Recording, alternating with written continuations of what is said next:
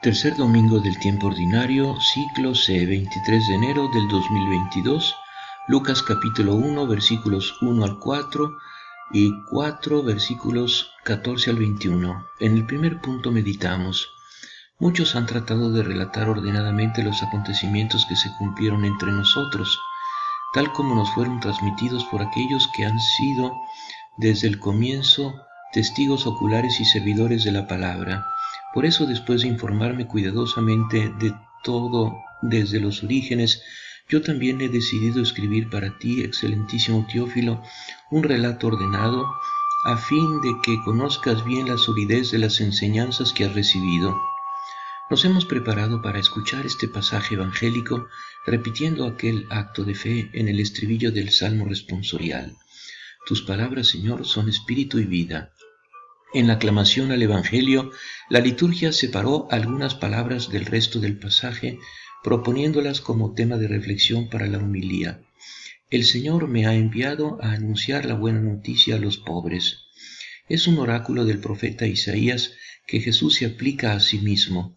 Según el evangelista Lucas, Jesús pronunció estas palabras en la sinagoga de Nazaret al comienzo de su ministerio público. Constituyen casi un título colocado al comienzo de todo el Evangelio. Esta es mi misión, parece decir Jesús, y estos son los destinatarios. La importancia de estas palabras para comprender el espíritu del Evangelio y la obra de Jesús es por tanto inmensa. De ella depende directamente la comprensión de las bienaventuranzas. Bienaventurados los pobres de espíritu, porque de ellos es el reino de los cielos.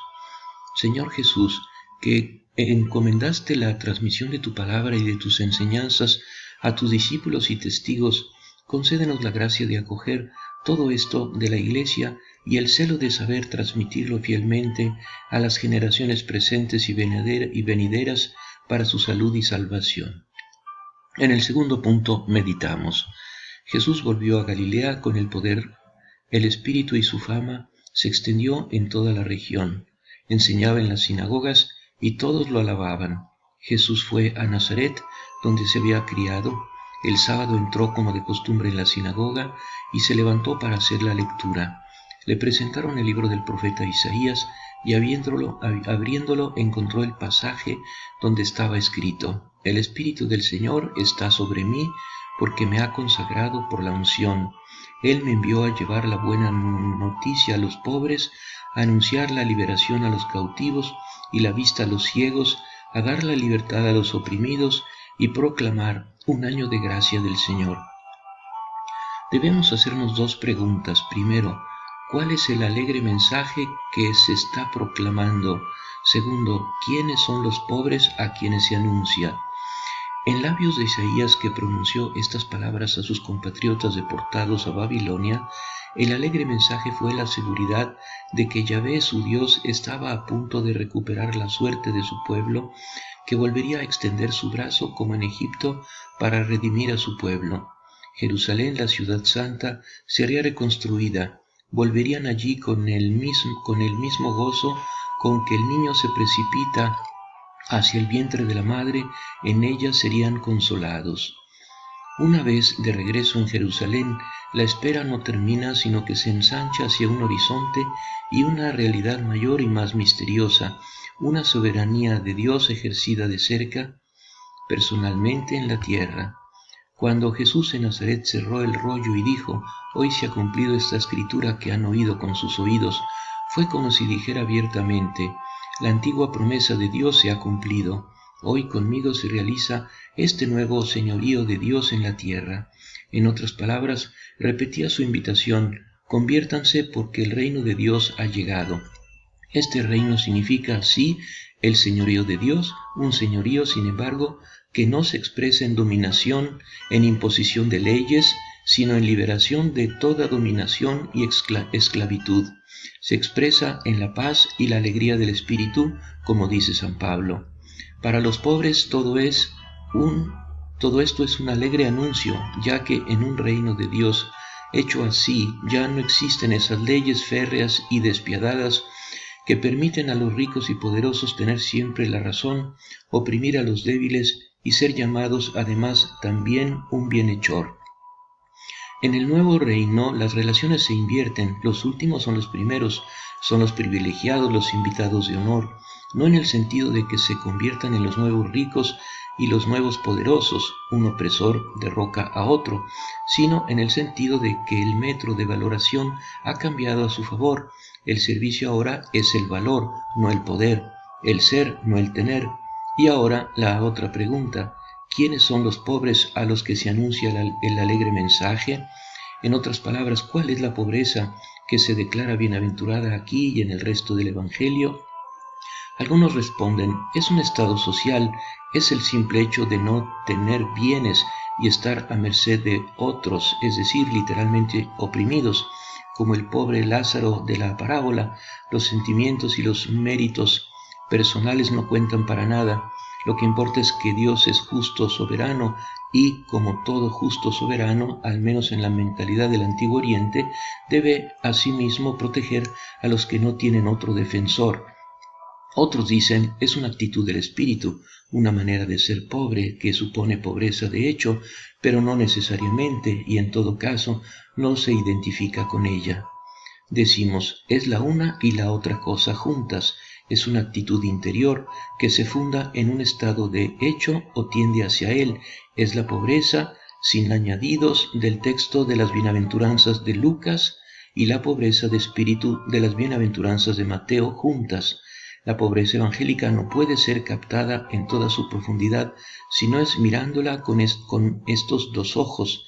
Los dos evangelistas destacaron un aspecto real de la pobreza entendida por Jesús. Hay que recuperar el todo juntando las dos partes del concepto de pobre, la de Lucas y la de Mateo. Una pobreza que era solo de espíritu no da razón de la concreción de tantas palabras de Jesús que invitan a poner el reino de Dios por encima de todo y, si es necesario, a renunciar a todo por él. No da razón de que Jesús elija a los pobres, a los débiles, a los que sufren. No explica por qué fueron los pobres los primeros en acoger la buena noticia de Jesús y entrar en la iglesia. Pero una pobreza que fuera solo de hecho dejaría fuera aún más cosas del Evangelio, lo que significaría, por ejemplo, la invitación a volverse como niños, tan cerca de las bienaventuranzas de la pobreza. Si no se hacen como niños, no entrarán en el reino de los cielos. ¿Por qué el Magnificat opone los humildes y no los pobres a los poderosos? ¿Por qué Jesús opone los pequeños a los sabios y no a los ricos? Isaías, a quien Jesús recurrió para expresar su misión, nos ayuda precisamente él a descubrir quiénes son los verdaderos pobres del Evangelio. Son los pobres de Yahvé, los que son pobres ante Dios, los que en su aflicción y pobreza se acuerdan de Él y ponen en Él toda su esperanza y confianza, que no confían en carros y caballos o incluso en sus obras de justicia. Esta pobreza no es ante todo un modo de estar delante de los hombres, sino un modo de estar delante de Dios, estar allí como estuvo el recaudador de impuestos en el templo, como estuvo María, como estuvo la primera comunidad cristiana después de la Pascua, humillados bajo la poderosa mano de Dios. La pobreza evangélica no puede separarse de la humildad. San Francisco de Asís, el gran cantor de la Virgen de la Pobreza, lo entendió perfectamente. Quizá hoy no sea menos importante llamar la atención sobre esta pobreza humildad en la Iglesia que es llamar la atención sobre la pobreza material. Hay a veces en la vida de la Iglesia situaciones o momentos de pobreza. La primera lectura nos presenta uno de estos momentos: un puñado de hombres, el remanente de Israel, que regresa del exilio a Jerusalén con Esdras y Nehemías. Están reunidos en una plaza, mientras que todo alrededor es ruina. Tenemos que empezar de nuevo en medio de pueblos hostiles que ven con malos ojos a esta pequeña comunidad que no quiere adaptarse a los hábitos de todos. Qué lejos está el esplendor de los tiempos de David y Salomón. Oyen la palabra de Dios y lloran. Aquí esta es una situación de pobreza en la historia de Israel más cercana a nuestra situación como iglesia hoy de lo que parece en la superficie. La gran cultura, o mejor dicho, la que se cree tal, ha dado la espalda a la iglesia y se erige como su juez.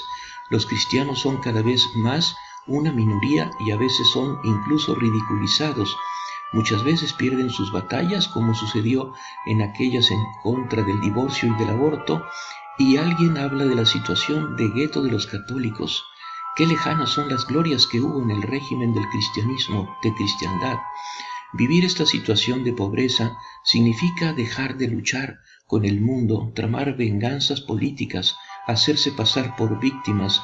Significa confiar en el Señor y sobre todo seguir amando y perdonando como hacían los primeros cristianos, más marginados y perseguidos que nosotros, de los que encontramos escrito que a todos excusaron, a nadie condenaron, desataron a todos, mataron a nadie y rezaron por todos los que los torturaban.